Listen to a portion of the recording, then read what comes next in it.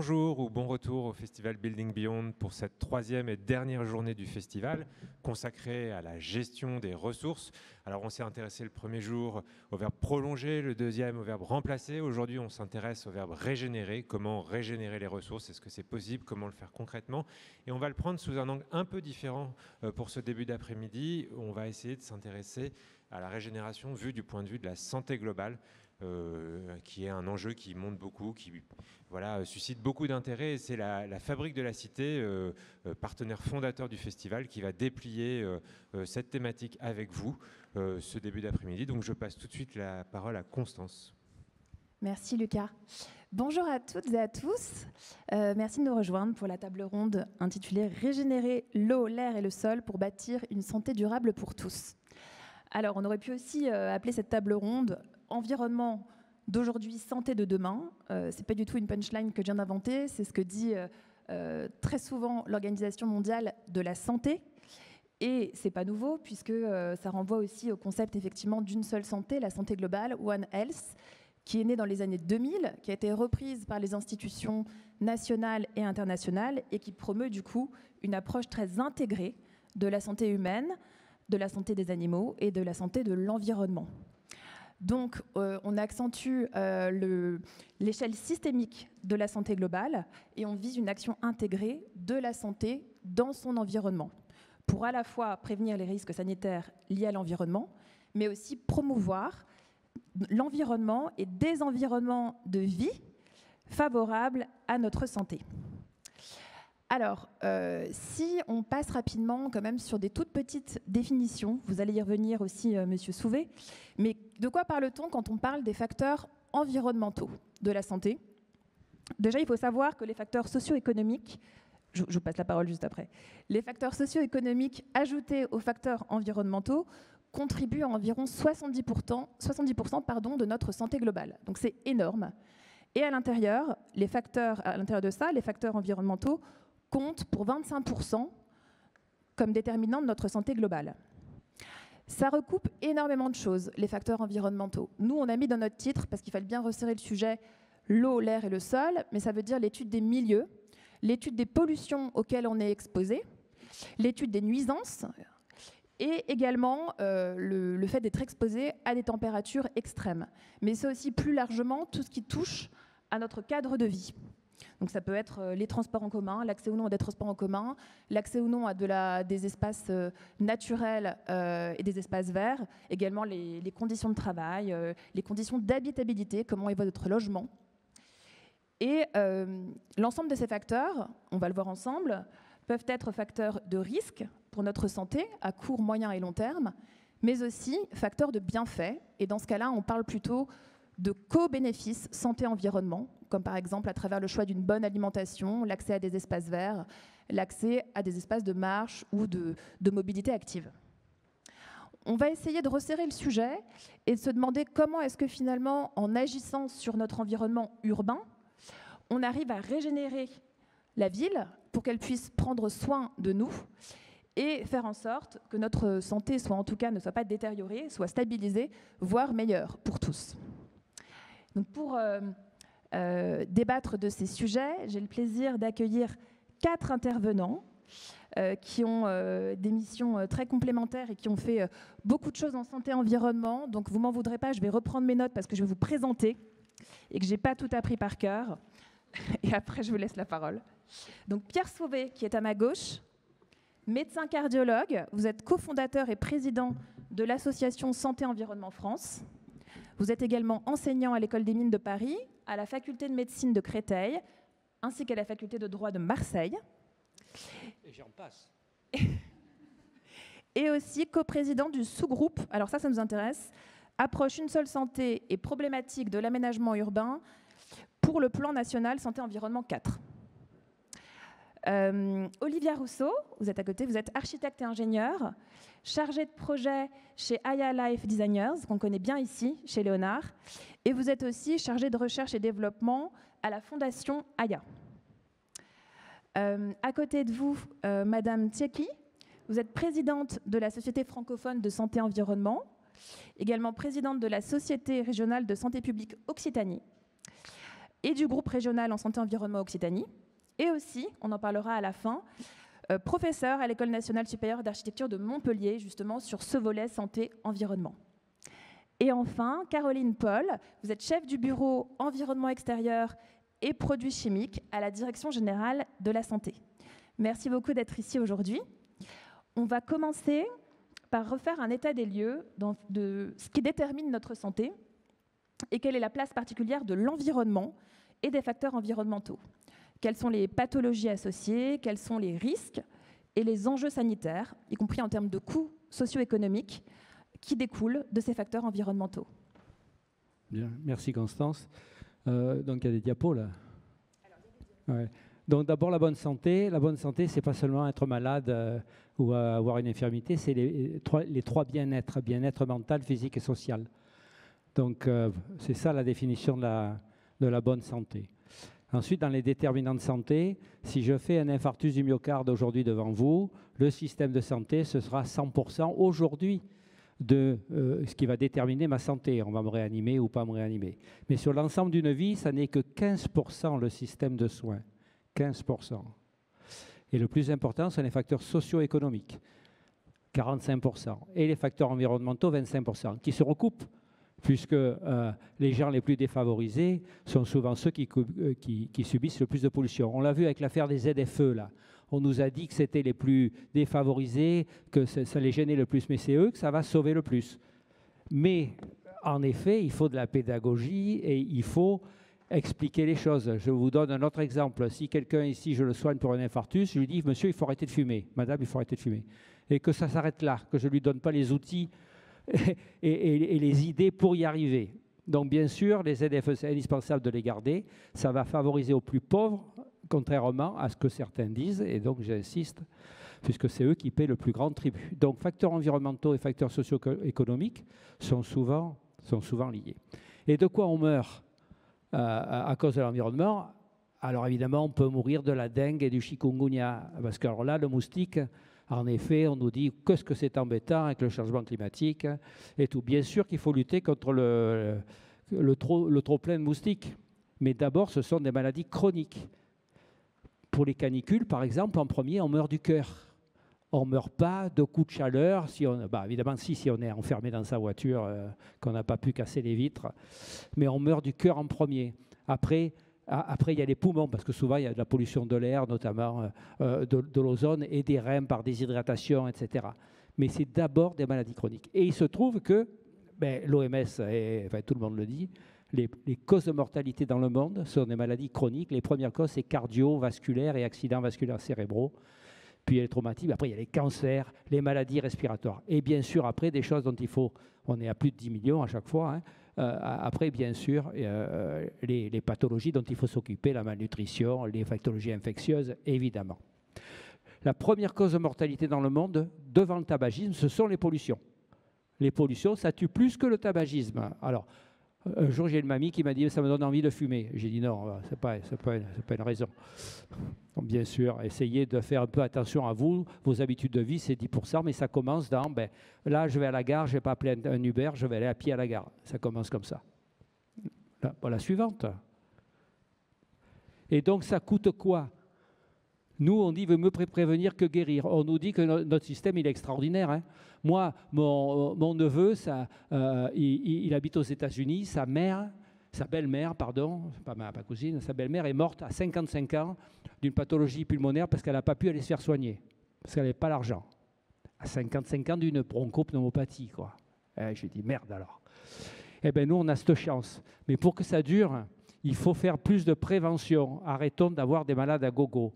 L'adresse a fait tous les ans, dit combien on dépense d'argent pour la santé, dépenses courantes de santé, c'est les sécu, les mutuelles, est-ce que vous sortez de votre poche? On était à 243 milliards en 2012, 11 ans après, on est à 325 milliards. Et on rogne sur le budget de Santé publique France. On dit, oh là là, il faut faire des économies, on leur enlève 10, 20, 30% de leur personnel, alors qu'ils nous donnent des indicateurs pour agir en amont. Je ne parle même pas du cadmium qui va être, j'en profite, il y a l'Ampol qui est là, qui va être une explosion de pathologie parce qu'on ne se bouge pas les fesses. Et donc, il faut qu'il y ait moins de malades. Mais le problème, c'est que les professionnels de santé sont dans le soin, pas tellement en amont, et tout seuls, ils ne pourront rien faire parce qu'ils n'ont pas le temps, ils sont débordés. Et donc, tous les acteurs de santé, les autorités, les entreprises, les associations, peu importe, tout le monde doit se mettre ensemble parce que ce sont des acteurs de santé. Un urbanisme, c'est un acteur de santé essentiel. Un architecte, avec l'air intérieur, notamment, c'en est un essentiel. Donc, il faut arriver à mobiliser tous ces gens pour arriver à ce qu'il y ait moins de malades. Je vous donne quelques exemples. Le cancer de la femme de moins de 40 ans, vous savez, c'est le cancer du dépistage, il augmente de 1,6% par an. Le cancer du cerveau des moins de 40 ans, il augmente de 6% par an. Ce n'est pas un cancer du vieux du dépistage. Hein. Le cancer du testicule, pareil, 1,5% par an. Le pancréas, c'est une explosion. On est les 3e au monde. Et donc, à un moment donné, il faut dire, bon, il faut aller plus loin et voilà, il faut faire de la prévention. Et donc, on se bat depuis des années pour faire ça. Il y a encore une diapo, il n'y en a plus. Bon, ça, j'ai mis les guides qu'on fait à mon association, la CEF, qui a que le professionnel de santé, mais c'est pour vous dire qu'en 2020, nous avons sorti le guide Covid en juin 2020, où on a repris les gestes barrières, Covid et environnement, et on a mis aérer le plus possible en juin 2020.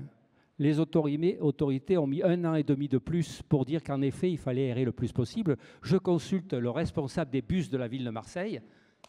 J'ai dit, bon, vos bus, c'était l'été de 2020, les fenêtres sont ouvertes. Elle me dit, ah, non, non, elles sont fermées, mais on peut les ouvrir. Ah non, non, c'est hermétique parce qu'il y a la clim. Et j'ai dit, mais la clim, c'est de l'air qui sort et qui rentre, un double flux. Elle me dit, non, non, ça tourne à l'intérieur. Donc le type qui avait le Covid au fond, il filait le Covid au chauffeur. Voilà. Et autre exemple, à ma clinique, j'ouvrais toutes les fenêtres quand j'arrivais, je n'avais pas le temps d'arriver au bout du couloir que quelqu'un était passé pour les fermer. Voilà. Ils n'avaient pas lu notre guide où aérer le plus possible. Bon, ma tension va monter, je vais m'arrêter là parce que... Et oui, et non, ça c'est après ça. Tout à fait, c'est après. Merci beaucoup, Pierre, pour ce panorama général. On reviendra sur... j'ai des petites questions et puis effectivement, on reviendra sur le sujet des espaces verts et des co-bénéfices pour notre santé. Alors, dans un deuxième temps, j'aimerais qu'on revienne du coup sur la méthodologie qu'on peut employer, les outils de planification que l'on peut élaborer pour justement essayer de régénérer nos milieux, nos environnements et favoriser ainsi notre santé à tous. Dans un premier temps, peut-être que Caroline Paul, vous pouvez nous expliquer quelle est la méthode utilisée à la Direction générale de la santé, qui est, je crois, une gouvernance très intégrée, intersectorielle, interministérielle, et puis peut-être nous présenter 1 ou 2 outils phares qui sont après déclinés dans les territoires. Merci. Merci beaucoup, Constance. Donc déjà, je vais dire une chose, c'est qu'il faut voir que 80% de la population en France, même entre 80 et 90% de la population en France et en Europe, habite en ville. Donc, c'est évident que ça doit être une cible prioritaire d'aménagement en vue d'une bonne santé. Donc ça, l'OMS l'avait bien compris et le réseau des villes santé de l'OMS aussi, puisque depuis 1987, ils avaient commencé à concevoir le concept d'urbanisme favorable à la santé, qu'on a continué à développer petit à petit, tout prend du temps. Et les agences sanitaires ont continué à l'intégrer pour pouvoir développer des outils pour ceux qui ont la main finalement sur la conception de l'urbanisme, les planificateurs dans le cadre des PLU, notamment des SCOT, de tous les plans d'aménagement aussi des mobilités, plans essentiels pour prévoir donc tout ce qui va permettre à la population d'accéder aux soins, d'accéder de façon simple, rapide et via des mobilités actives si possible, d'avoir aussi accès à un air sain, à une eau correcte partout, pour tous, d'avoir aussi accès à des espaces verts qui vont permettre les échanges entre les populations. Bon, tout un tas de facteurs qu'on va devoir tous examiner lorsqu'on crée un plan d'urbanisme. Alors, ça ne rentre vraiment dans l'esprit, dans la méthodologie des urbanistes, pas encore partout et pas toujours. Et puis, il y a beaucoup de contingences, évidemment, matérielles pour les collectivités, aussi qui tiennent compte de l'existant, quand elles doivent revoir un quartier, par exemple. Et donc, il est apparu très clairement nécessaire de créer des outils qui permettent, donc justement aux bureaux d'études, aux urbanismes et aux élus, de faire les bons choix, de décider des bons axes de travail.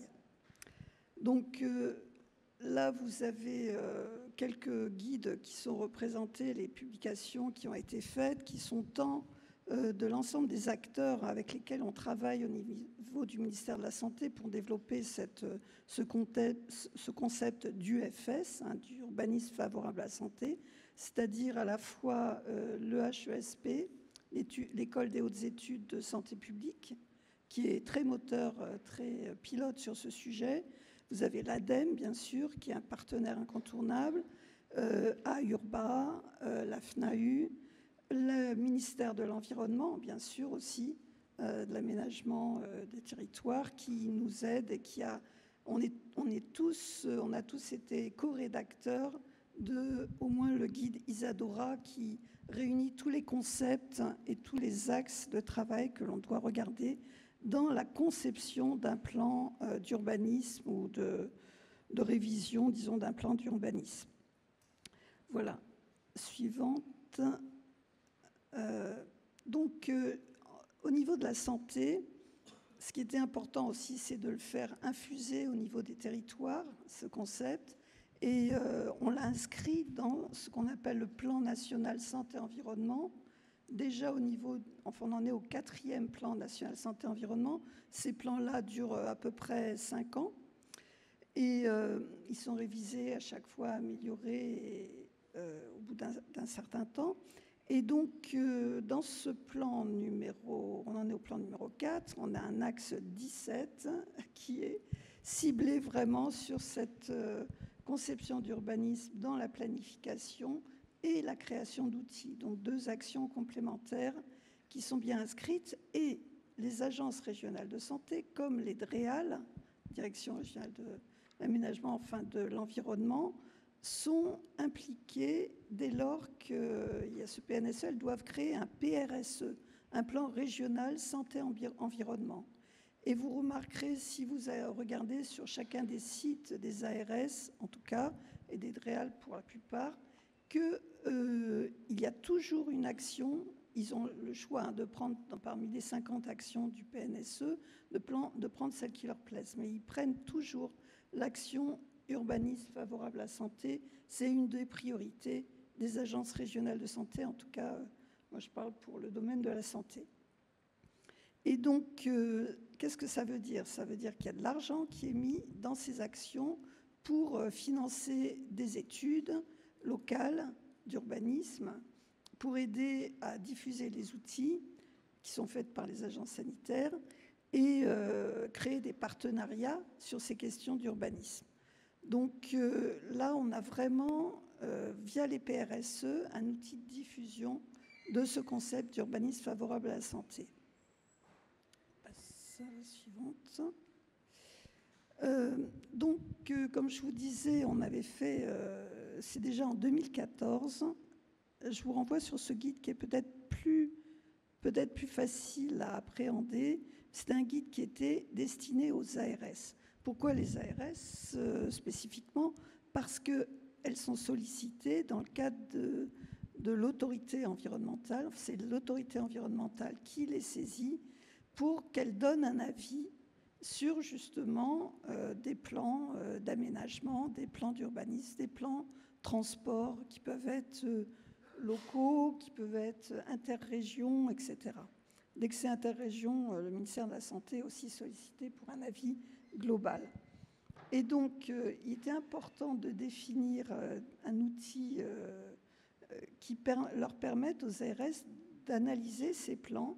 Et vous retrouverez dans ce guide-là qui a été fondé en 2014 et qui a été redétaillé ensuite dans le guide Isadora que vous avez vu précédemment, les 10 axes d'attention pour les ARS qui sont, vous retrouverez l'eau, l'air, les sols, l'adaptation au changement climatique, bien sûr, les espaces verts, donc tout l'aspect nature et urbanisme est essentiel, tout ce qui peut être développé dans nature et santé. Et puis les questions même de champ électromagnétique, les questions de circulation, bien sûr, mobilité. Chacun de ces axes comprend des questions pour vérifier est-ce que tous les points ont bien été pris en compte, et aussi les questions que je n'ai pas citées d'égalité de santé, de ne pas créer des inégalités en créant des systèmes aussi plus favorables pour certaines populations que d'autres. Voilà. Merci beaucoup. Alors avec effectivement cette présentation de quelques outils, de cette méthode, en tout cas à la Direction générale de la santé, on s'interroge aussi sur les déclinaisons opérationnelles de la santé-environnement dans les projets, dans la vraie vie. Du coup, est-ce que, Olivia, vous pouvez nous faire un petit panorama alors évidemment des projets que vous traitez, et je crois qu'il y a des exemples qui sont très illustrants à ce sujet, et de comment est-ce qu'on intègre dans les projets, que ce soit en conception, en programmation, en suivi de chantier, et puis post-chantier, comment est-ce qu'on intègre les enjeux de l'urbanisme favorable à la santé. Et juste en préparant l'entretien, il y a quelque chose de très intéressant qui a émergé, c'est la question de la carte d'identité de la santé d'un territoire, d'un quartier, d'une ville. Et donc ça, on est assez preneur que vous nous expliquiez comment est-ce qu'on fait, à quel résultat on aboutit, et puis comment est-ce qu'on le traite. Merci. Merci Constance. Alors je vais essayer de parler de tout ça en 10 minutes, donc ça va être quand même assez concis. Mais effectivement, donc moi je vais vous partager le retour d'expérience du groupe Aya Life Designers. Si on peut mettre la première image. En fait, Aya Life Designers, c'est un groupe de maîtrise d'œuvre pluridisciplinaire depuis son origine, donc on regroupe aussi bien des architectes, des ingénieurs, des bureaux d'études spécialisés en environnement, dont je fais partie, mais également des urbanistes. Enfin voilà, on a tous les métiers confondus. Et ce qui est intéressant, c'est que le groupe Aya Life Designers, dans les années 2020, ont décidé d'ancrer dans leurs engagements, non seulement d'aller plus loin dans la limitation de leur empreinte environnementale, mais également de promouvoir une architecture et un urbanisme favorables à la santé. Donc je vais vous présenter quelques retours d'expérience, donc trois retours d'expérience en particulier, qui illustrent assez bien notre approche. Donc les premières réflexions qui ont été initiées chez Aya sur cette thématique de la relation entre notre environnement, l'architecture et la santé, elles ont été initiées par notre fondation d'entreprise qui s'appelle la Fondation Aya, qui a été créée dans les années 2010 et qui a publié dès 2016 un livre qui s'appelait « Bien vivre la ville ». C'était un livre qui s'interrogeait sur l'influence de la santé à travers l'histoire de l'architecture, mais également à travers les enjeux contemporains. Aujourd'hui, on se pose toujours ces questions-là, mais de façon peut-être un peu plus opérationnelle, puisqu'en fait, on a décidé à l'échelle de nos projets d'intégrer davantage ces enjeux-là.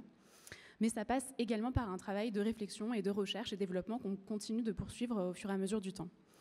Et donc là, voilà, je vous montre un exemple. C'est une exposition qu'on a inaugurée en avril 2025 au CAUE de Lyon, qui présente nos travaux les plus récents sur ces questions de relations entre ville et santé.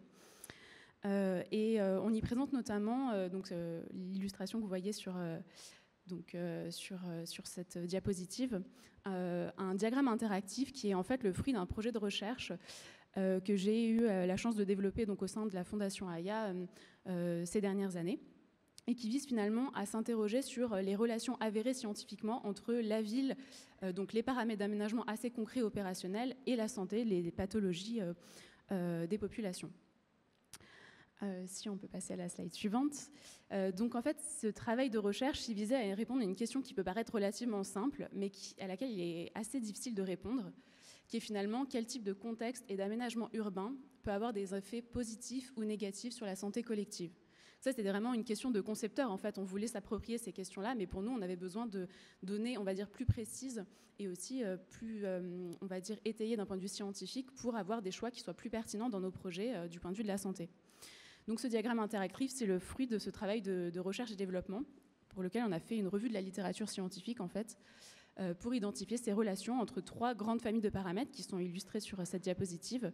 Donc au centre, les maladies ou troubles de santé.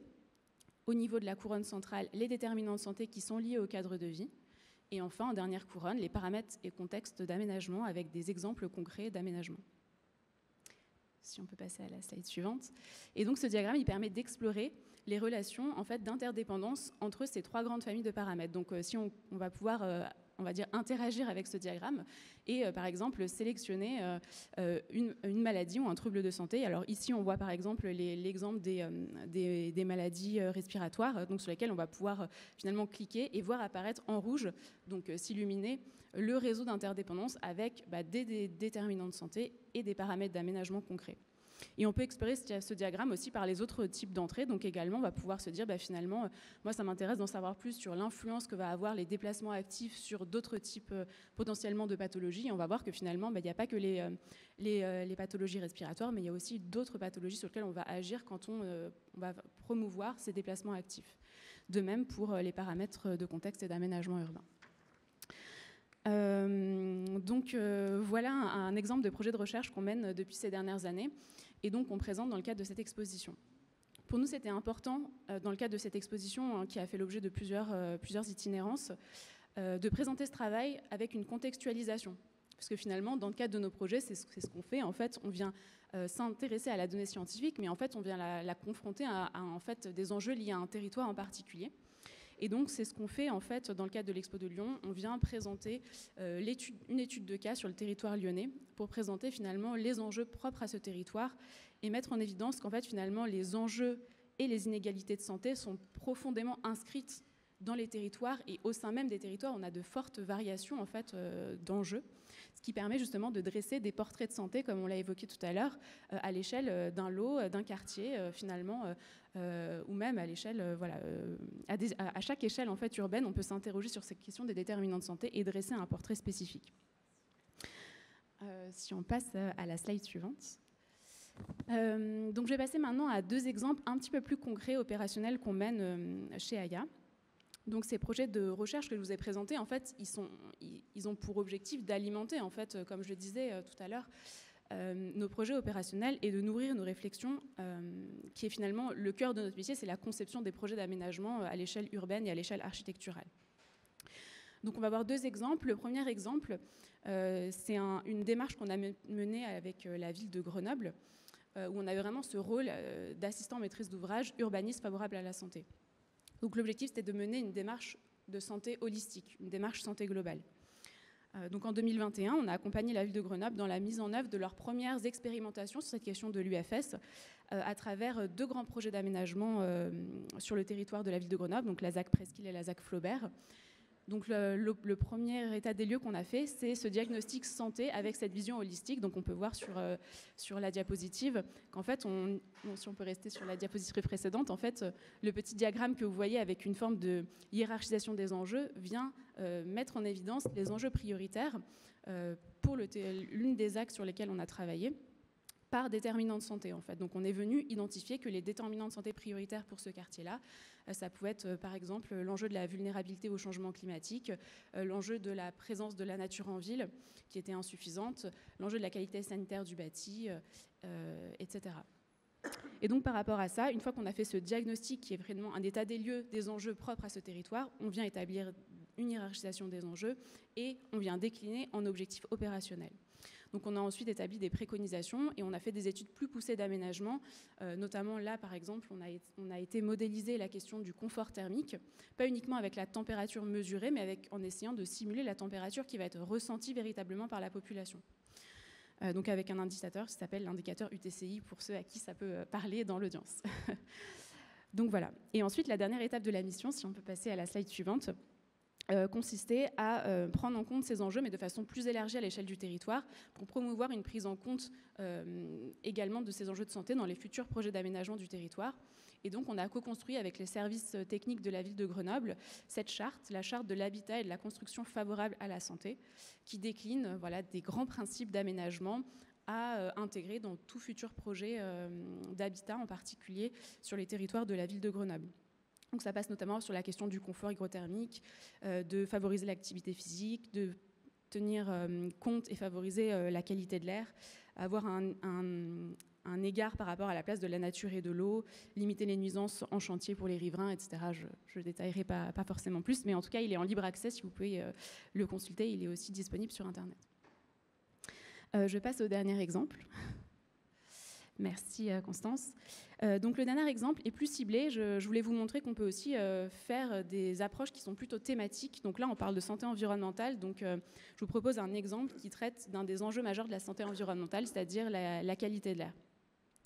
Donc on a publié en début 2025 un guide avec l'ADEME qui visait à proposer, on va dire, un retour d'expérience, un guide méthodologique qui est fruit d'une expérimentation qu'on a menée pour le territoire de Plaine Commune, donc au nord-est de Paris, qui visait à proposer et expérimenter une approche pour mieux prendre en compte la qualité de l'air dans les projets d'aménagement de leur territoire.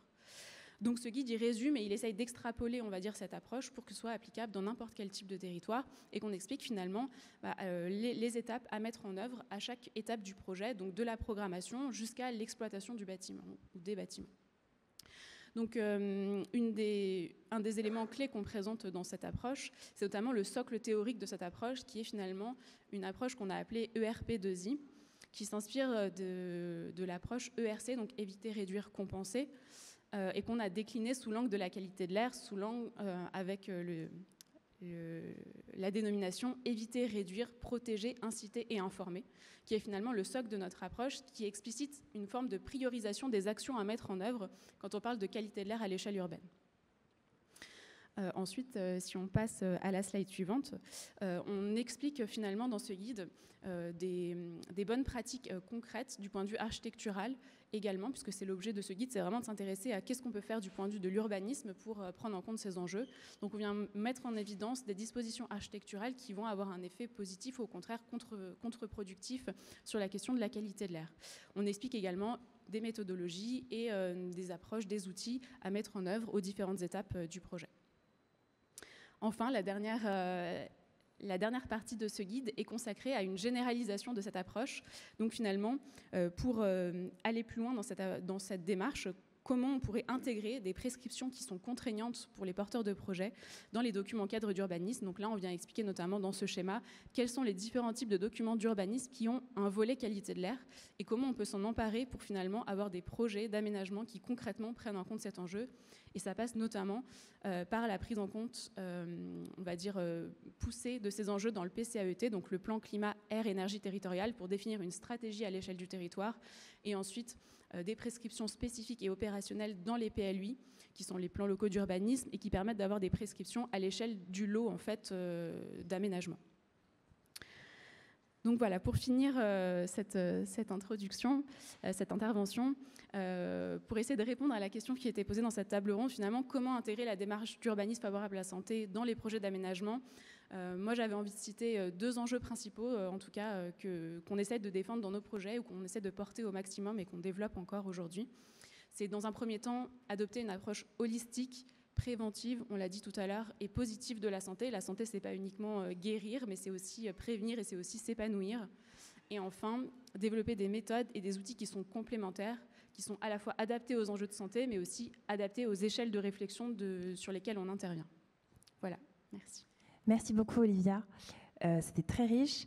On va faire un tout petit aparté avant de laisser la parole à Catherine Secchi sur justement les bénéfices santé des espaces verts, quand on a des espaces verts à proximité. Évidemment, j'imagine, Olivia, vous les modélisez aussi dans vos plans d'aménagement. On sait tous que d'être proche d'un espace vert, ça réduit les risques de sédentarité et d'obésité. Mais, Pierre Souvet, il y a aussi des bénéfices, des bienfaits pour la petite enfance. Et notamment, on voit beaucoup se développer dans toutes les collectivités des cours oasis, des cours végétalisés. Est-ce que vous pouvez nous indiquer en quoi parce que quand on en a parlé, je n'avais pas en tête tout ça. En quoi ça favorise l'organisme de l'enfant et ça le rend plus fort? Oui, déjà, on a parlé de mobilité active. Si on n'a pas un urbanisme qui lutte contre les îlots de chaleur, ça va être compliqué de se promener. Mais si vous vous promenez, ça réduit le risque d'Alzheimer de 40%. Il y a 225 000 nouveaux cas d'Alzheimer par an en France. Bon, rien que sur ce sujet-là. Bon. Chez l'enfant, on végétalise les cours d'école, mais pas seulement parce que c'est joli.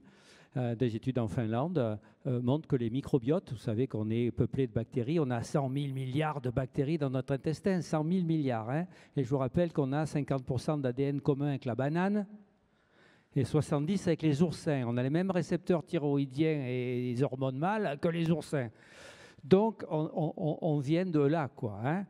Et bien, donc, ça améliore le microbiote. Il y a moins de bactéries pathogènes sur la peau et dans l'intestin.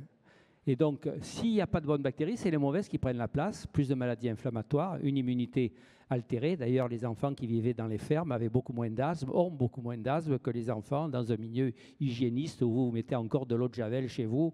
Ça, il faut arrêter. Donc, il faut arrêter. Et donc, voilà, ça apporte beaucoup aux enfants. Même dans une salle de classe, la vue sur de la lumière naturelle et sur un truc vert améliore le développement cognitif de l'enfant. La pollution de l'air, pour ça que dans les écoles c'est important, ça altère le cerveau. Si vous avez plus de risque d'Alzheimer, si vous habitez près d'une voie à grande circulation, ça altère vos capacités cognitives avant d'avoir Alzheimer. Chez les enfants aussi, donc, et chez les adultes aussi. Donc ça rend un peu plus bête d'être exposé à la pollution de l'air. Donc les enfants ont un intérêt voilà, majeur pour être exposés au vert. Et les diapos là, sur les espaces verts, c'était maintenant ou c'était après? C'est pas grave, vous avez... J'ai tout dit, Le mais discours était juste, parfait. Je pense que vous voulez les montrer? Oui. Ben, oui, c'est pour vous dire qu'on n'en a pas parlé, mais il y a une grande étude sur 143 études sur les bénéfices de la nature. 143 études, 290 millions de personnes.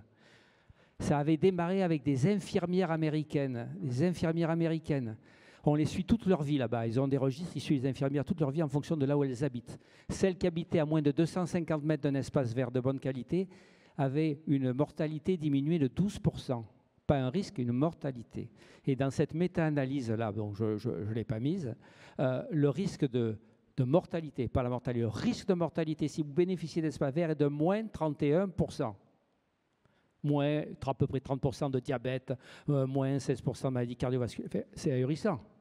Moi, je peux en donner des statines pour le cholestérol pour arriver à un résultat pareil, hein, je vous le dis. Hein. Donc, c'est fondamental. Et quand on a parlé des diagnostics santé, nous, on veut des diagnostics santé-environnement beaucoup plus larges, avec les diagnostics des végétaux, les diagnostics de la biodiversité animale. Donc, un diagnostic, une seule santé, en fait. Et nous aussi, on a proposé au gouvernement d'introduire l'aspect une seule santé dans les documents d'urbanisme, dans les textes réglementaires, parce qu'on nous a dit la loi, c'est trop compliqué, les gens ne seront pas d'accord, je ne vois pas pourquoi. Mais bon. Et donc introduire cette vision encore plus large que ce que vous avez très bien proposé sur les documents d'urbanisme. Merci. Alors, dans une dernière partie, on va regarder comment, justement, on décline des outils territoriaux dans les territoires et comment est-ce que les territoires, alors moi, on l'a intitulé comme ça, mais vous allez nous dire si on a eu raison de le faire, est-ce que les territoires sont un levier majeur aujourd'hui de développement de la santé-environnement? Avec qui, pour qui, puisqu'il y a des enjeux forts de formation, on en avait discuté ensemble en entretien. Et d'abord peut-être revenir effectivement sur les plans régionaux de santé-environnement, le 4e en Occitanie que vous avez piloté. Peut-être un petit mot aussi sur ce qu'on appelle le comité d'animation des territoires, parce qu'on s'intéresse beaucoup ici aussi à ce que peuvent faire les collectivités, notamment les élus et les services, sur ce sujet-là. Et puis, en savoir plus sur votre méthodologie de terrain, notamment à l'école d'architecture. J'ai 1 minute. Non, vous avez beaucoup de temps, parce qu'en fait, on n'a pas pris de retard, donc n'hésitez pas. Alors, je vais commencer par la fin. Je vais commencer par la formation, parce que comment faire que quelqu'un fasse quelque chose s'il ne sait pas ce qu'il doit faire? Et je parle pour les institutions, je parle pour les architectes, je parle pour les étudiants, je parle pour les citoyens. Quand on ne sait pas ce qu'on doit faire, on ne peut pas le faire. Donc, au niveau de l'architecture et de la santé en particulier, je voudrais rappeler que quand même, vous avez parlé du PNSE 4, l'axe 3 du PNSE 4 précise qu'il faut renforcer la sensibilisation des urbanistes et des aménageurs des territoires pour mieux prendre en compte la santé et l'environnement. Ça veut dire quoi tout ça? Ça veut dire que, je reviens à ma question initiale, il faut savoir au moins à quoi correspond la santé et l'environnement sur les territoires. Les premiers à l'appliquer vont être les urbanistes et les architectes, mais les élus et les citoyens, ce que je disais tout à l'heure. Et pour que l'on parle de la même chose, il faut qu'on ait une sémantique commune. Et cette sémantique, elle nous manque. C'est pour ça que personnellement, lorsque je travaille avec les étudiants à l'école d'architecture de Montpellier, dont je précise que c'est la seule école qui enseigne la santé dans l'architecture, eh bien, lorsqu'on travaille sur les environnements, vous l'avez vu, j'écris environnement avec un S. Pourquoi? Parce qu'on ne parle pas d'un environnement, on parle des environnements de vie. Alors, chaque métier a sa façon de les définir. On parle de cadre de vie, d'habitude de vie, de mode de vie, de déterminants. Mais en fait, pour que tout le monde comprenne, et en particulier pour que les élus comprennent, parce qu'eux, ils ne sont pas spécialistes de tout. Pour que des élus comprennent, il faut qu'on ait un langage qui puisse comprendre et qui puisse retranscrire. Donc, environnement de vie, je vous affirme que j'ai eu beaucoup de difficultés à faire que ce mot rentre dans le langage courant, mais à l'heure actuelle, ils se le sont appropriés. Et quand vous parlez d'un environnement de vie, évidemment, ils sont larges, les environnements de vie. Vous avez les environnements urbains ou ruraux, vous avez les environnements économiques et financiers. Tout le monde vous en a parlé tout à l'heure. On parle des environnements physiques et géographiques, socioculturels et affectifs, politiques et administratifs, numériques, qu'il ne faut pas oublier, bien sûr. Eh bien, pour parler ensemble de tout ça, quand on parle des environnements de vie, c'est très simple. Si je vous parle des environnements de vie de la petite enfance, parce que dans mon premier métier, j'étais professionnelle de santé, si on vous parle des environnements de vie de la petite enfance, quand vous êtes une puéricultrice, vous pensez à quelque chose. Quand vous êtes un néonatologiste, vous pensez à quelque chose. Quand vous êtes un instituteur ou une institutrice, je préfère ce mot à celui de maître d'école. Quand vous êtes un instituteur, celui qui va apprendre aux enfants, vous pensez à quelque chose. Quand vous êtes directrice de crèche, vous pensez à quelque chose. Quand vous êtes dans un service de néonat, c'est encore autre chose. Et quand vous êtes un élu, les enfants, c'est quoi? C'est dans la rue tous les jours. Tout à l'heure, en prenant le métro, il y a 2 personnes qui voulaient sortir et est arrivée, vous savez, une nuée de moineaux, des tout petits. Ils avaient 4-5 ans. Et tout d'un coup, l'ambiance a complètement changé et notre environnement de vie dans le métro, il était devenu super sympathique. Pourquoi? Parce qu'on avait les piaillements des enfants, parce qu'on les entendait parler et parce que personne n'était recroquevillé sur ce qu'il avait à faire aujourd'hui. Donc, environnement de vie, c'est vraiment un mot très fort qui parle. Tout à l'heure, vous avez parlé de carte d'identité de la santé et de l'environnement d'un territoire, et même parlé des environnements de vie d'un territoire. Diapo suivante, s'il vous plaît, merci. Alors, les élus et nous tous, on est à l'heure actuelle sous la coupole, oui, je ne mange pas toujours le micro, on est sous la coupole de dictats. Et dans le plan national santé-environnement, je voulais apporter pour vous le montrer, et tout à l'heure, Madame Paul vous a dit qu'il se déclinait en régional, je vous ai apporté celui d'Occitanie. Je peux vous les faire passer si vous le désirez, mais je les récupère. Donc, en ce moment, le grand dictat, c'est de nous faire bouger. C'est la mobilité. Alors, la mobilité à tout prix. Madame Paul, vous avez rappelé que 80% de la population habitait dans les villes. Comment on fait bouger une population dans une ville? Alors, je suis vraiment ravie de vous dire que je suis une femme qui aime les trottoirs. J'aime les trottoirs, pourquoi?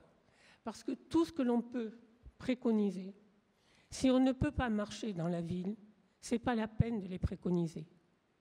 Donc les trottoirs, ça veut dire que ça va permettre de bouger, de courir, de respirer, de se déplacer et de marcher. La première préconisation, c'est de marcher. Et comment on peut faire? Eh bien, tout simplement parce qu'on va travailler sur différents facteurs, et je vais vous en parler tout à l'heure.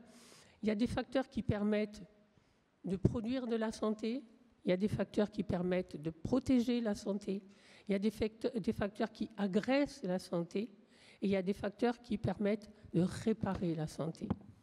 Je vous ai mis quelques exemples. Des facteurs de production et de protection de santé. Et tout ça, après, je l'apprends aux étudiants. Bien sûr qu'après, ils l'intègrent. Quand ils ont compris ça, ils savent comment ils vont construire un immeuble. Ils savent comment ils vont réaménager une rue. Comment on peut produire et protéger la santé. Je vous ai mis des exemples. Vous avez en bas un exemple. C'est une plage avec un grand passéo. C'est en Espagne, parce qu'en Espagne, ils savent se promener. Donc ces grands passéos permettent aux gens de parler, de se retrouver après le repas, d'aller faire une promenade digestive. L'image suivante que vous avez, c'est une protection solaire qui a été mise à Aix-en-Provence. Comment des facteurs peuvent agresser la santé, en particulier au niveau de la mobilité?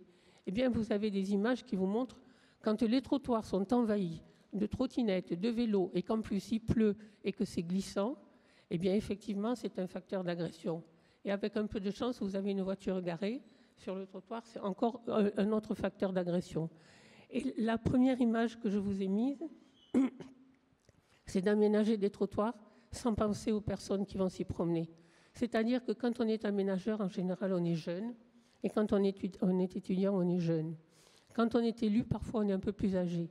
Et comment faire pour que toutes les personnes qui vont s'occuper de cette mobilité vont penser à toutes les tranches d'âge et à tous les handicaps?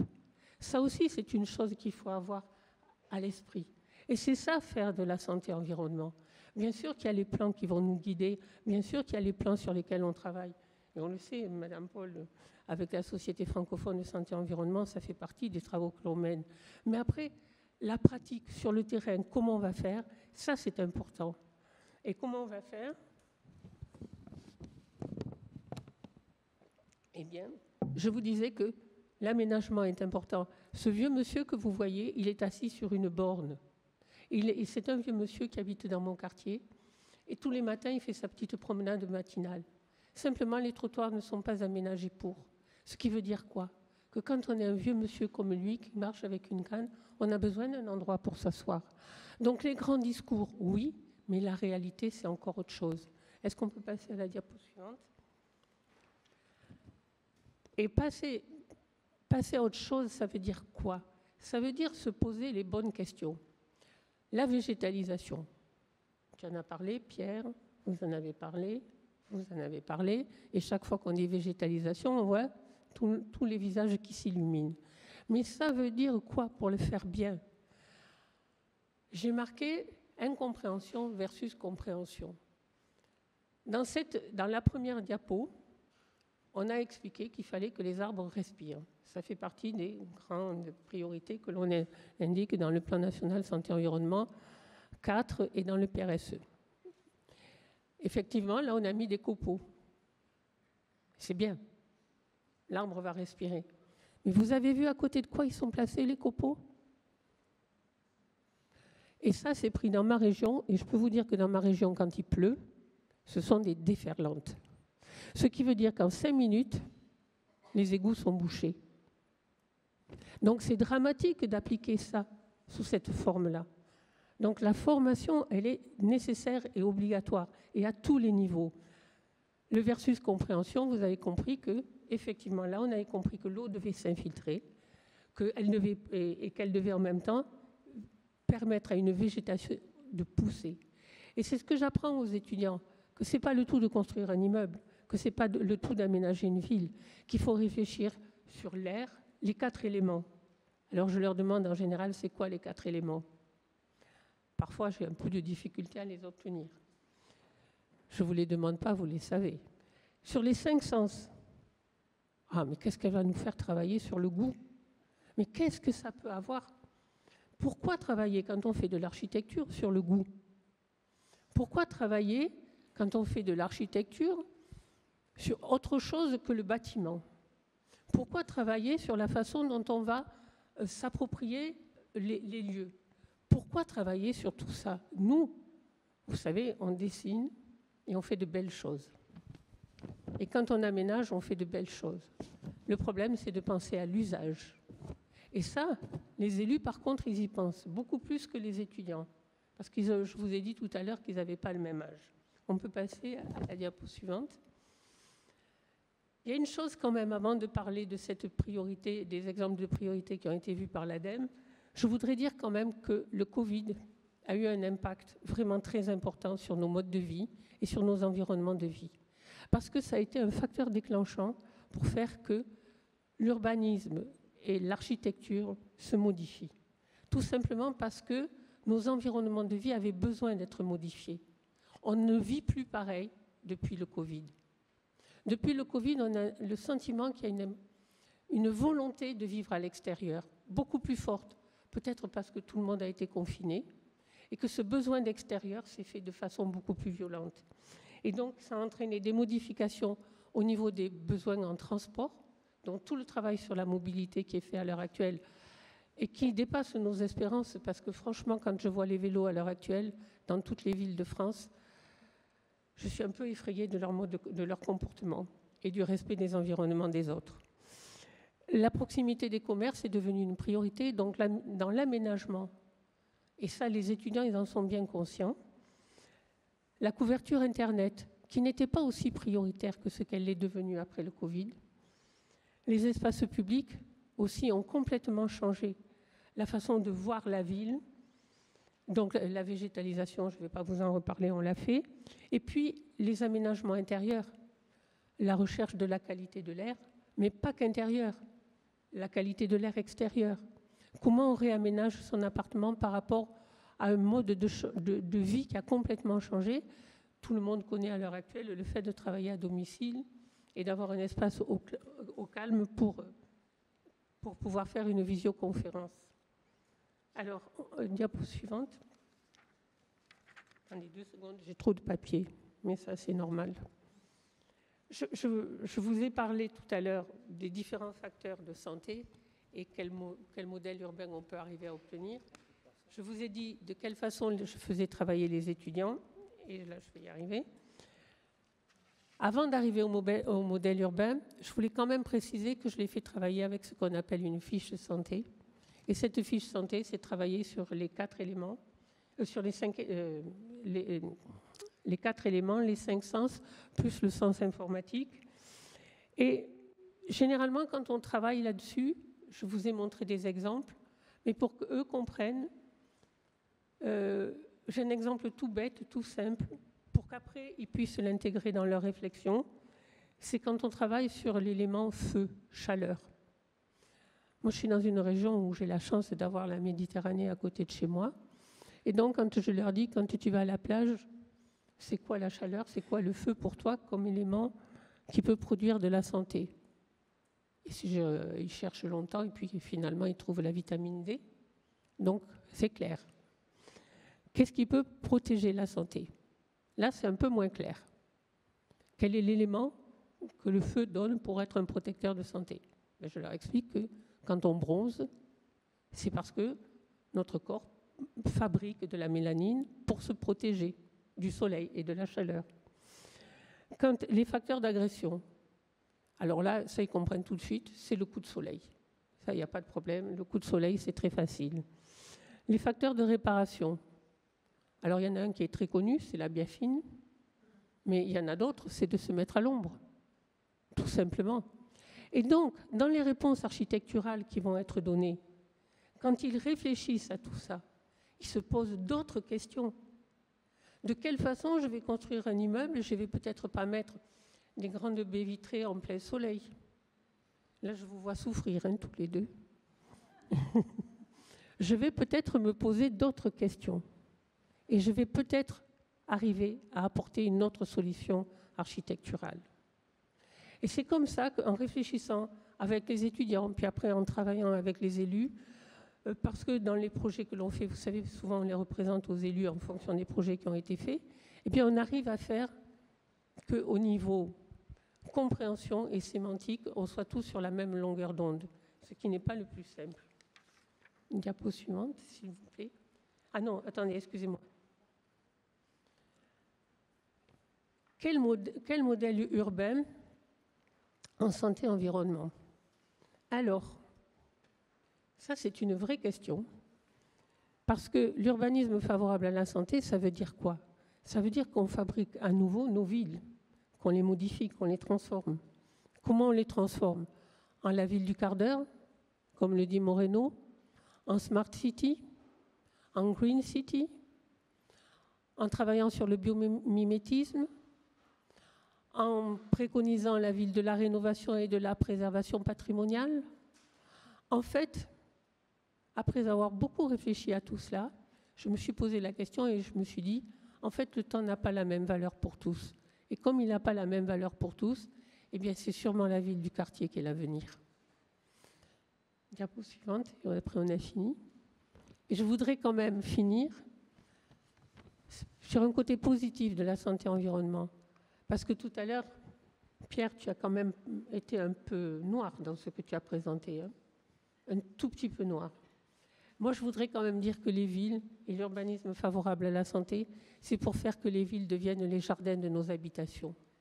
Parce que quand on sort, surtout quand on habite en ville et qu'on n'a pas la chance d'avoir un petit jardin, ben le jardin, on le trouve dehors, on le trouve sur les trottoirs, on le trouve dans les parcs et on le trouve dans les plaisirs de se promener en ville.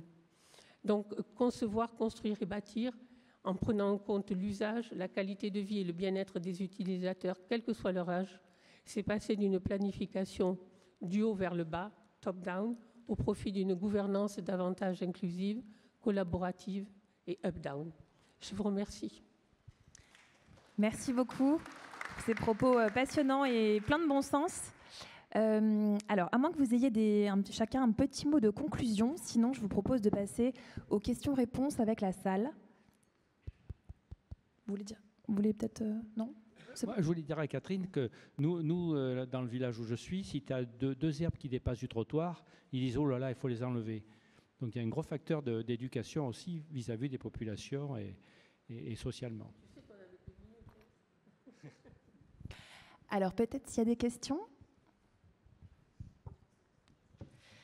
Juste une question. Quand on se tourne vers les usages et qu'on voit finalement que les usages ne sont pas tous les mêmes, vous avez dit tout à l'heure la joie de fouler les trottoirs, mais finalement les trottoirs, ils ont aussi un mode d'emploi si on veut qu'ils soient foulés de façon agréable par tout le monde.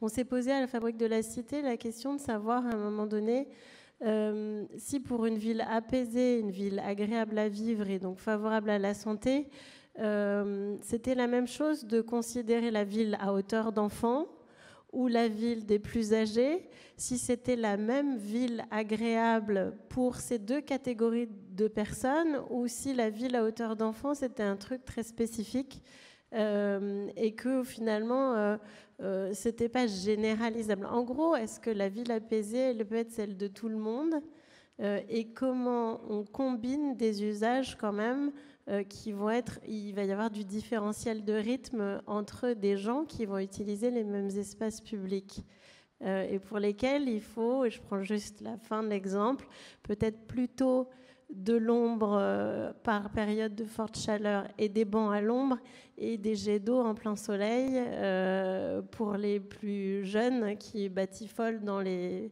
miroirs d'eau ici et là. Oui, moi je suis intervenu à Avignon pour Ville à hauteur d'enfant. Donc il y a Lille aussi qui fait un gros élément. Par exemple, les ados dans la rue, quand ils jouent, ça gonfle tout le monde. Ils foutent le bordel et tout, parce que la ville est devenue qu'un espace de mobilité. Alors qu'il faut se réapproprier la ville avec ses usages partagés adultes-enfants. Et donc là, ils ont rajouté à ça l'aspect culturel. Il y a un pass culturel pour tout le monde. Donc vraiment, il y a un partage des usages. Et donc, au départ, c'était que mettre dans la cantine le tabouret pour l'enfant à la hauteur de sa table. Mais non, c'est à ville à hauteur d'enfant, c'est pas ça. C'est justement le partage de l'espace public avec toutes les générations. Et on y associera la culture. Bon, évidemment, je suis né à Avignon, alors forcément la culture. Mais là aussi, c'est un élément intégratif très important et éducatif, puisque une partie des déterminants de santé, c'est l'éducation, et ça en fait partie. C'est la grande mode en ce moment, la ville à hauteur d'enfant. Montpellier fait comme toi, toutes les villes font un peu. Toutes les villes ont végétalisé en même temps, mais vous avez vu qu'on pouvait avoir une notion de la végétalisation et du respect des sols qui est plus ou moins bien appropriée. Et c'est la même chose pour les villes. En fait, la grande difficulté, c'est de faire en sorte que, parce que ce sont les élus qui vont être d'abord les propulseurs des modifications dans la ville.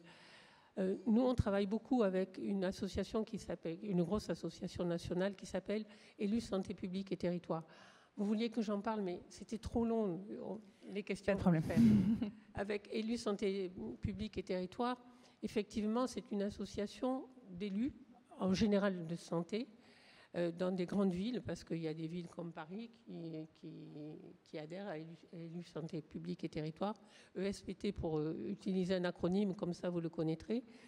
Mais le président est Gilbert Angard, il est élu à la ville d'Albi, élu santé à la ville d'Albi, et il travaille beaucoup sur le CAT, dont vous vouliez que je parle tout à l'heure, parce que je n'ai pas eu le temps de vous parler du groupe de santé environnement. Mais on vous a tellement accablé déjà d'administratif que je voulais vous faire rentrer dans une réalité de terrain pour que ce soit un peu plus varié. Mais il y a le groupe santé-environnement qui est piloté au niveau national par Anne-Cécile Violent, qui est une députée elle est à Annecy, à côté d'Annecy. Le groupe santé-environnement se décline au niveau régional en groupe régional de santé-environnement. Et alors là, j'ai besoin de mes notes parce que, comme tout ce qui est administratif, c'est parfois un peu compliqué. Désolée de le dire devant vous. Le groupe santé-environnement, il y a des groupes de travail qui travaillent sur plusieurs axes. Il y a un groupe de suivi formation-information qui est piloté par Virginie Migeot, qui est au CHU de Rennes, et Françoise Schwetzel, qui est une élue de la ville de Strasbourg et de l'Eurométropole. Ensuite, il y a un groupe qui travaille sur suivi et réduction des risques avec Sylvie Gillet, qui est directrice du développement et de la biodiversité au sein du réseau OREE, et Ginette Vastel, qui est vice-présidente de France Nature Environnement.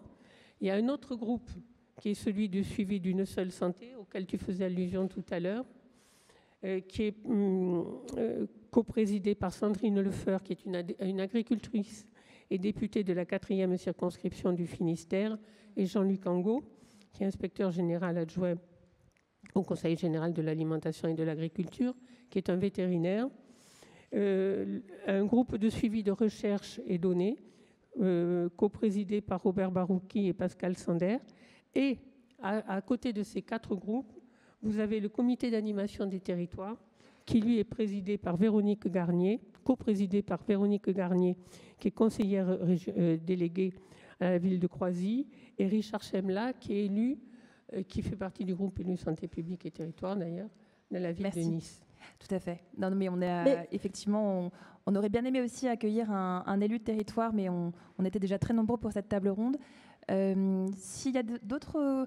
peut-être... Moi, je comprends. Enfin, je posais aussi la question au design, parce que finalement, il faut faire cohabiter tout ça dans le même espace public. Et donc, comment...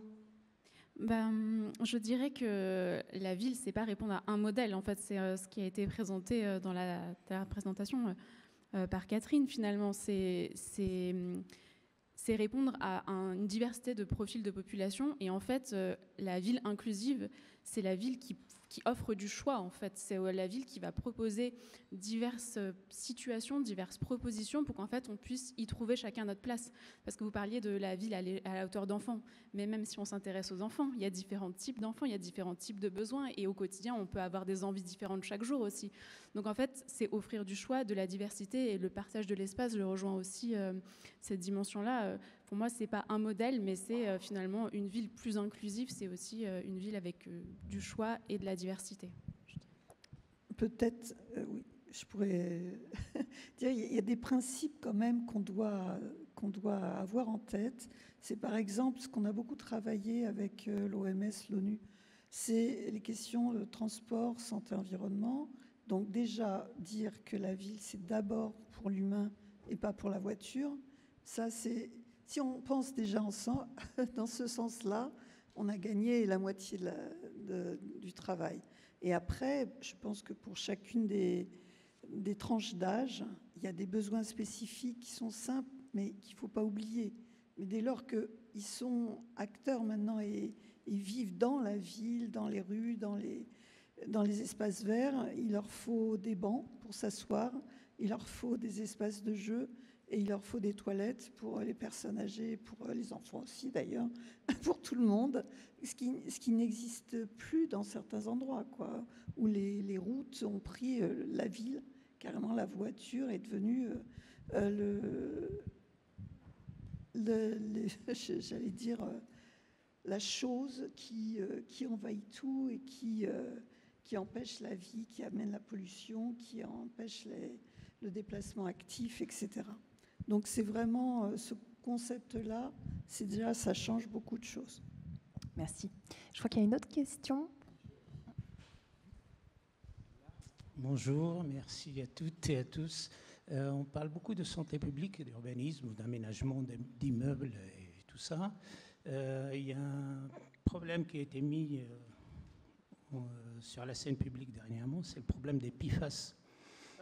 Et on sait que ces produits-là sont utilisés dans l'aménagement des immeubles, ils sont partout, sur les bancs des jardins, sur les terrains de jeu des enfants. Quelles sont vos réflexions là-dessus ? Peut-être Pierre Souvet. C'est un des grands problèmes à venir parce qu'il n'y en a pas. Maintenant, ils mettent des pesticides avec des PFAS pour faire une action plus prolongée et donc vous allez en manger de plus en plus régulièrement. Il y a le problème des stations d'épuration aussi qui ne sont pas en France adaptées à éliminer les micropolluants, que ce soit les résidus antibiotiques ou les PFAS ou même tous les micropolluants. Alors qu'en Suisse, ils ont investi.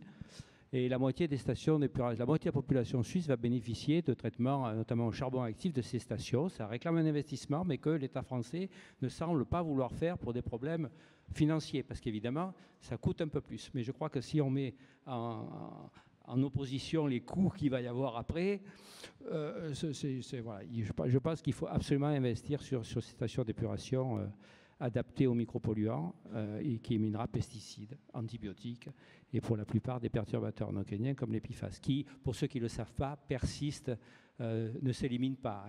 Appelés polluants terrestres, il y en a d'autres, ils ne s'éliminent pas avec toute une litanie de pathologies qui y sont liées. Mais en effet, ça va être un problème majeur pour la gestion de l'eau pour l'avenir, c'est clair. Vous vouliez parler ?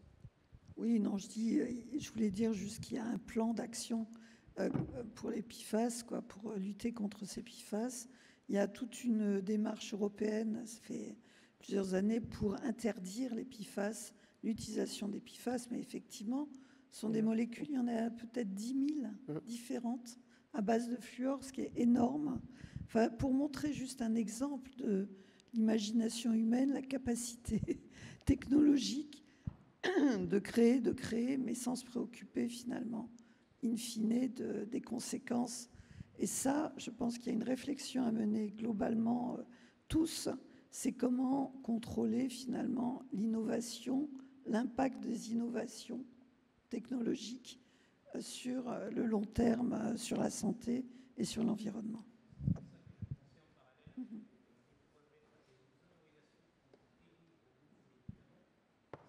Oui, médicaments.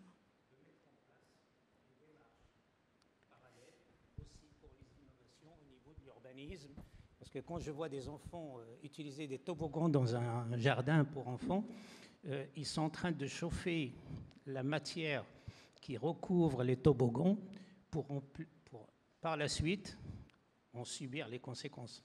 Et les parents sont contents de faire glisser leurs enfants sur des toboggans, alors qu'ils sont néfastes dans un délai à moyen et long terme. Merci. Je crois qu'il y avait d'autres questions aussi dans la salle, un peu plus haut. Merci. Bonjour, donc moi je suis élu local en charge de l'urbanisme et des mobilités et je voudrais vous faire part de deux petits enjeux auxquels on doit faire face par rapport à ce résumé que je vois en face de moi.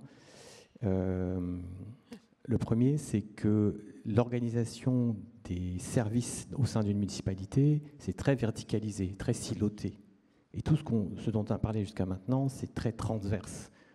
Donc ça veut dire qu'il y a un énorme travail à faire au sein de l'organisation des collectivités territoriales pour faire passer en mode projet plutôt qu'en mode service. Et ça, c'est pas du tout simple. L'autre point, retour d'expérience que je veux vous partager, c'est sur la gouvernance participative et le bottom-up. Ça suppose un accompagnement assez musclé des citoyens pour qu'ils comprennent l'ensemble des enjeux, parce que sinon, le premier sujet qui va venir, c'est qu'est-ce que j'ai à perdre ? Qu'est-ce que j'ai à perdre dans le réaménagement d'une voie où il y a plein de voitures partout, on ne peut pas marcher à pied, on n'a pas de place pour les vélos. Mais le premier truc qui va sortir, c'est « touche pas à ma voiture ». Tout simplement parce que ça va être une perte immédiate pour eux. Et donc pour accompagner ça, il faut passer énormément de temps pour présenter ce qu'ils ont à gagner dans un nouvel aménagement. Et ça, c'est un métier qu'on ne sait pas vraiment faire dans les collectivités locales.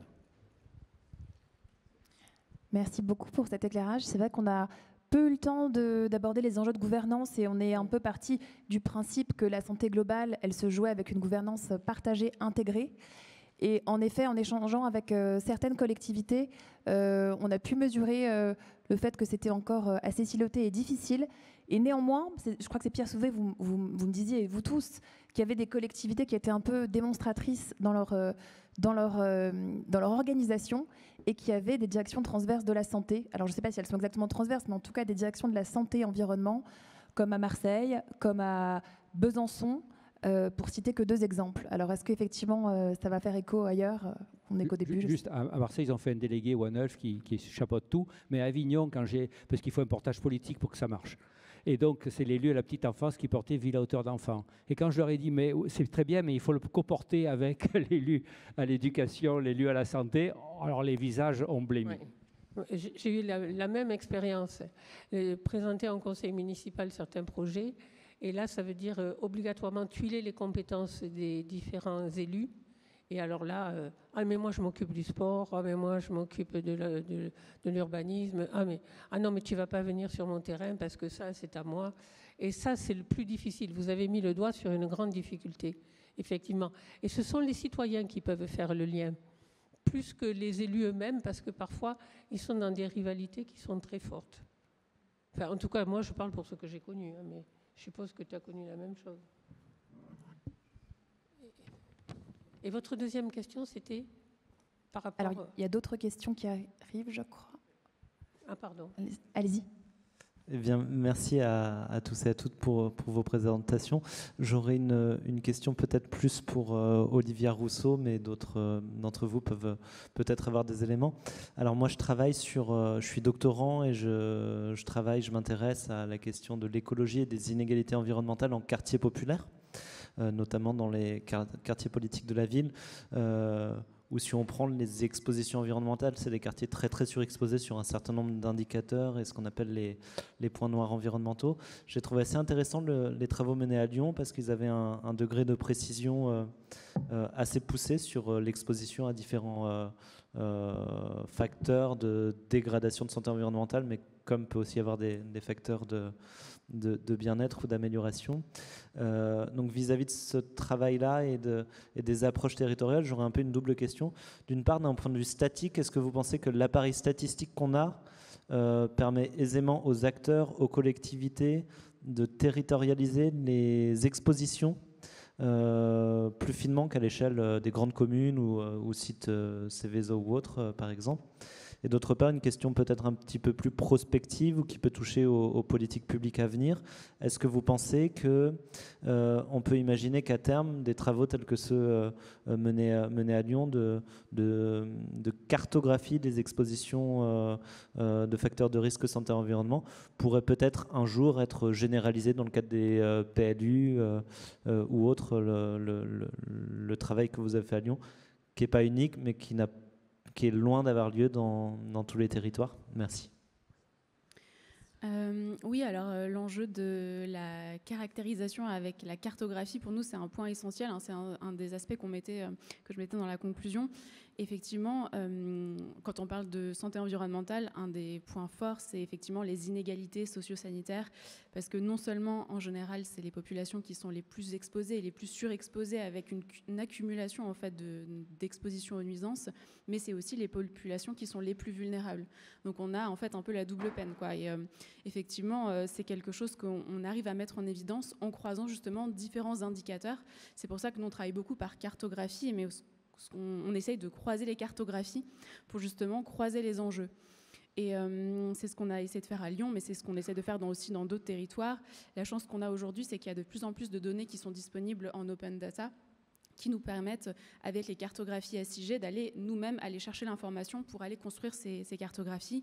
Pour autant, quand on parle de santé environnementale, il faut être prudent sur les données qui sont disponibles aussi.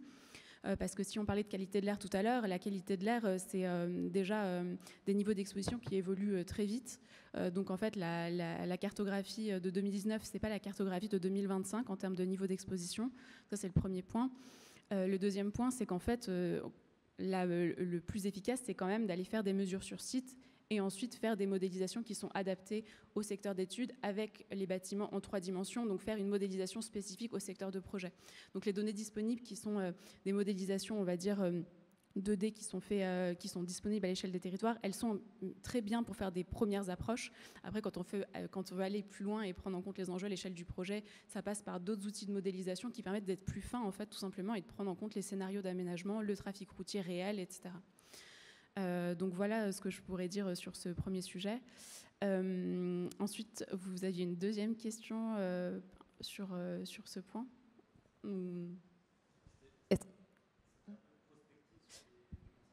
Oui, voilà, c'est ça, pardon. L'aspect prospectif. Oui, c'est aussi un point important parce que, par exemple, si on parle à nouveau qualité de l'air dont on parlait tout à l'heure, il y a un enjeu très important. Là, c'est par exemple, en 2030, les valeurs seuil réglementaires vont être modifiées, elles vont être beaucoup plus exigeantes. Si on parle du NO2, par exemple, on va passer de 40 microgrammes par mètre cube à 20 microgrammes par mètre cube. Et vous allez voir que les cartographies, si vous leur appliquez aujourd'hui les seuils de 2030, en Ile-de-France, on est très mal positionnés, on est tous exposés à la pollution de l'air. Donc en fait, quand on parle de santé environnementale, c'est pour ça qu'on parlait de la donnée scientifique aussi, en fait, la donnée scientifique et la connaissance scientifique évoluent et les prescriptions de l'OMS ont évolué il y a quelques années pour finalement dire que les seuils qui étaient pris en compte jusqu'à présent comme étant considérés comme pouvant avoir un impact sur la santé ont été nettement abaissés en se disant que finalement, même avec des concentrations en pollution de l'air qui étaient plus faibles que ce qu'on avait imaginé jusqu'à présent, on avait des impacts sur la santé. Donc voilà, il y a une question de prise en compte de ces enjeux avec la donnée scientifique aussi actuelle et les enjeux prospectifs de demain en prenant en compte aussi l'évolution du trafic routier, etc. En fait.